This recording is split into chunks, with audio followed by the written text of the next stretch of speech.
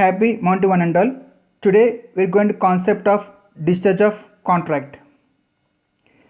A contract is said to be discharged when the obligations created by it comes to an end.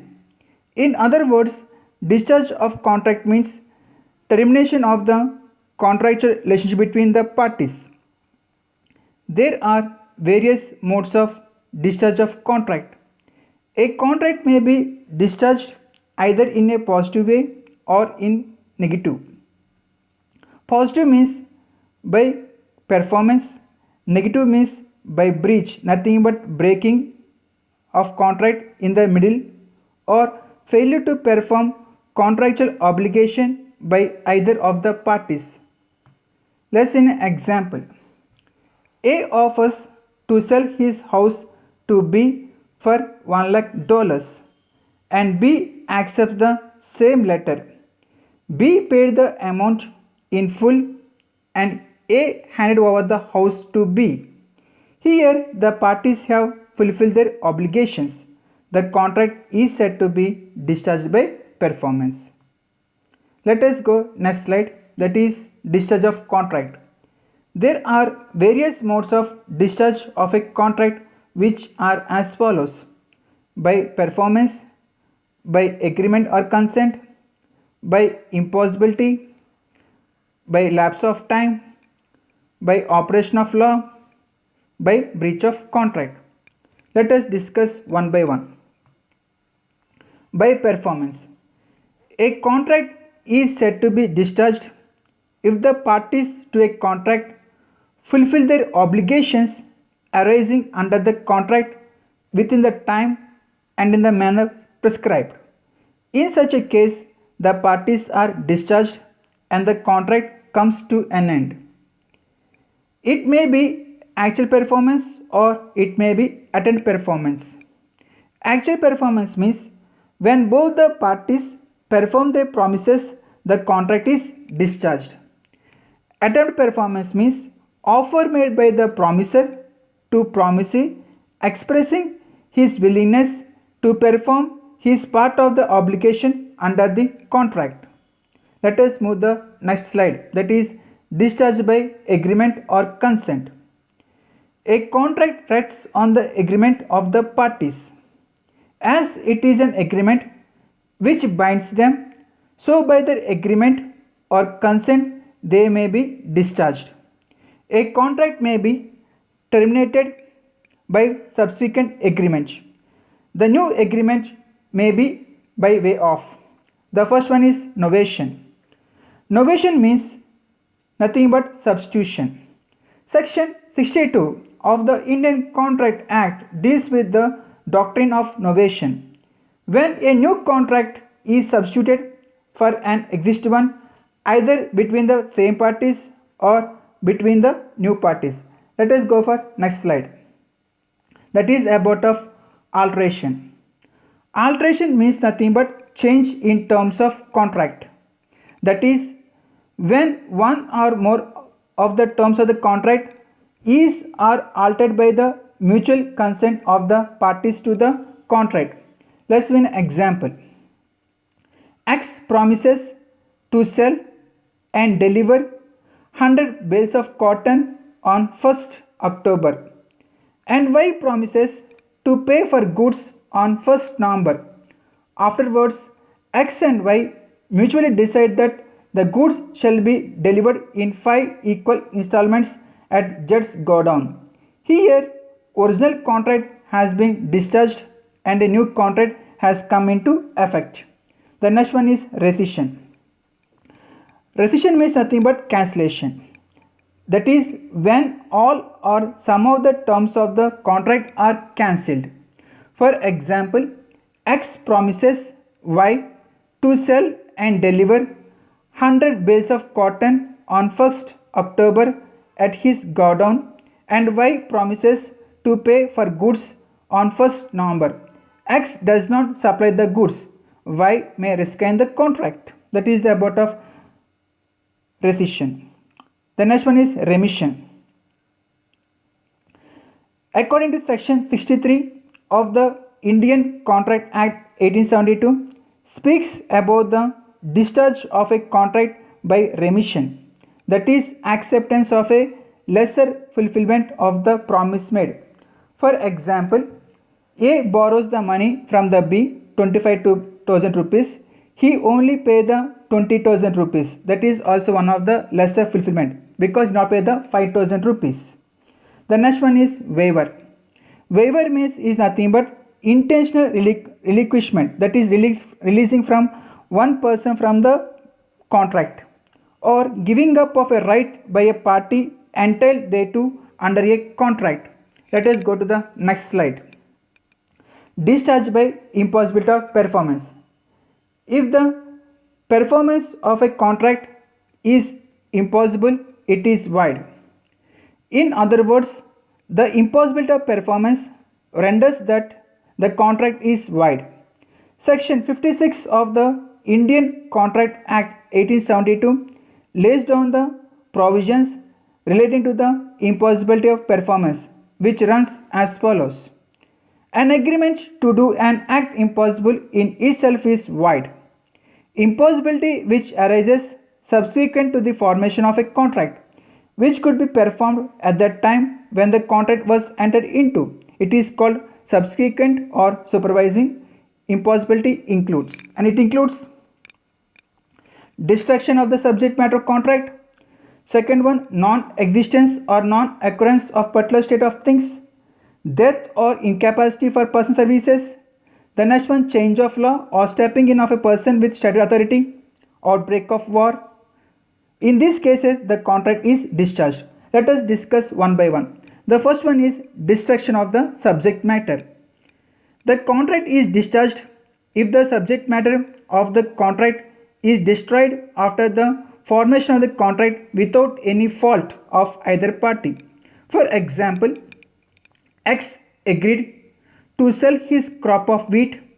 The entire crop was destroyed by fire through no fault of the party. The contract was discharged. The next one is non-existence or non-occurrence of a particular state of things. The contract is discharged if that particular state of thing which forms the basis of a contract ceases to exist or occur. So it is simple confusion for you all, I think so. That let me say an example for that one. X and Y contract to marry each other. Before the time fixed for the marriage, X goes to mad. The contract becomes void. This is the non-existence or non-occurrence of a particular state of things. The next one is death or incapacity for personal service. The contract is discharged on the death or incapacity or illness of a person if the performance of the contract depends on his personal skill or ability. For example, X agreed to sing on a specified day. X fell seriously with COVID-19 and could not perform on that day. The contract was discharged. The next one is change of law or stepping in of a person with statutory authority. The contract is discharged if the performance of the contract becomes impossible or unlawful due to change in law after the formation of the contract. For example, X agreed to sell his land to Y. After the formation of the contract, the government issued a notification and acquired the land. The contract was discharged. The next one is outbreak of war. Outbreak of war is nothing but the pending contracts at the time of declaration of war are either suspended or declared as void. For example, X contracts to take in cargo for Y at a foreign port. X government afterwards declares war against the country in which the port is situated. The contract becomes void when the war is declared. This is the part of outbreak of war. Let us go to the next slide. The following cases are not covered by supervening impossibility, that is difficulty of performance, Second one, commercial impossibility. Next one, failure of a third person on whose work the promiser relied. And next one, strikes, lockouts and civil disturbances, failure of one of the objects. So in these cases, the contract is not discharged. Let us discuss one by one. The first one is difficulty of performance. A contract is not discharged simply on the ground that is performance has become more difficult, more expensive or less profitable than that agreed at the time of its formation. For example, X agreed to supply coal with a specified time. He failed to supply in time because of government restrictions on the transport of coal from collieries. Here, X will not be discharged because the coal was available in the open market from where X could have obtained it. The next one is commercial impossibility. A contract is not discharged simply on the ground of commercial impossibility. That is, when the contract becomes commercially unprofitable. For example, X a furniture manufacturer agreed to supply certain furniture to Y at an agreed rate. Afterwards, there was a sharp increase in the rates of the timber and rates of wages. Since it was no longer profitable to supply at the agreed rate, X did not supply. X will not be discharged on the ground of commercial impossibility. And next one is the failure of a third person. A contract is not discharged if it could not be performed because of the default of a third party on whose work the promiser relied. Let's see an example. X entered into a contract with Y for the sale of goods to be manufactured by Z. A manufacturer of those goods, Z did not manufacture those goods. X will not be discharged and will be liable to Y for damages. The next one is strikes, lockouts and civil disturbances. A contract is not discharged on the grounds of strikes, lockouts and civil disturbance unless otherwise agreed by the parties to the contract. For example, X agreed to supply to Y certain goods to be imported from America. The goods could not be imported due to riots in that country. It was held that this was no excuse for non-performance of the contract. The next one is the failure of one of the objects.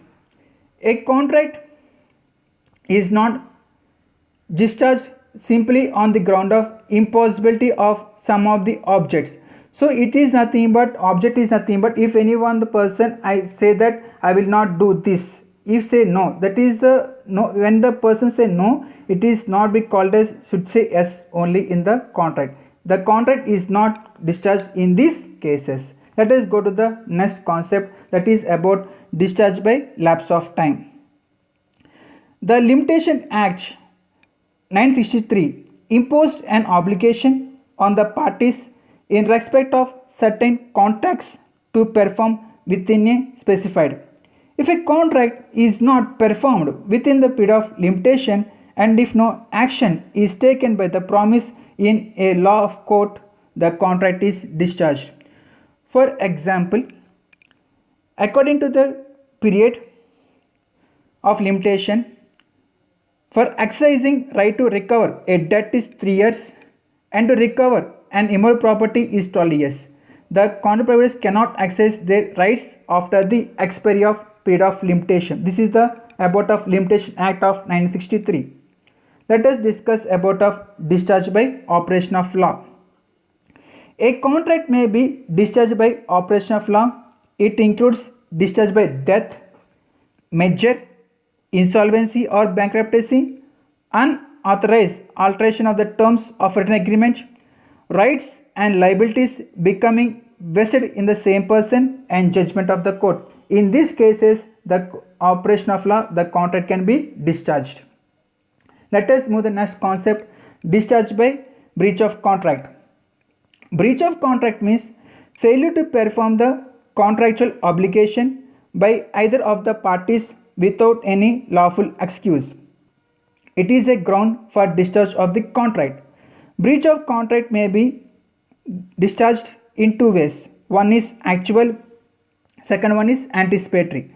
Actual breach of contract may occur at the time when the performance is due or during the performance of the contract. For example, if A wants to sell his land, at that time he refuses to sell his land to B, that is called as actual breach of contract. Next one is anticipatory breach of contract. Anticipatory breach of contract occurs when a party repudiates his liability or obligation under the contract before the time for performance arrives. It is nothing but saying no before the contract, entering the contract. And this is the topic of discharge of contract. Thank you.